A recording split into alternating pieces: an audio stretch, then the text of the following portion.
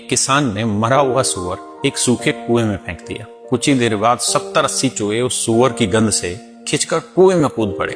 उनके लिए वो आसान खाना था, उन्होंने मिलकर उस सुअर को खा लिया। लेकिन असली समस्या तभी शुरू हुई जब खाने के बाद उन्होंने बाहर निकलने की कोशिश की। तब उन्हें समझ आया कि कुएं में अब वो फंस चुके थे। दिन बीतते गए, खाना खत्म हो गया और भूख बढ़ती गई। कुछ ही दिनों में वो कुआं नर्क बन गया। जिंदा रहने के लिए चूहों ने एक दूसरे को मारना शुरू कर दिया और फिर एक दूसरे को खाने लगे। धीरे धीरे सब खत्म हो गए। आधे महीने बाद उस कुएं में सिर्फ एक चूहा बचा था जिसकी आंखें खून की तरह लाल हो चुकी थी। तभी किसान वापस आया। उसने कुएं में एक रस्सी डाली और उस आखिरी चूहे को बाहर निकालकर खेत में छोड़ दिया। अब सवाल ये है कि क्या किसान को उस चूहे पर दया आ गई थी? असल में वो चूहा बदल चुका था, अपनी ही जाति को खाने का आदी हो चुका था। इसलिए वो अब अनाज नहीं खाता था। वो खेत में जाते ही पागलों की तरह चूहों को शिकार बनाने लगा। और यही है असली खेल। इसे कहते हैं डिवाइड ट्रैप, जहाँ ऊपर बैठे लोग खुद कभी नहीं लड़ते, बस ऐसा माहौल बना देते हैं जहाँ नीचे वाले लोग आपस में लड़कर एक दूसरे को खत्म कर देते हैं।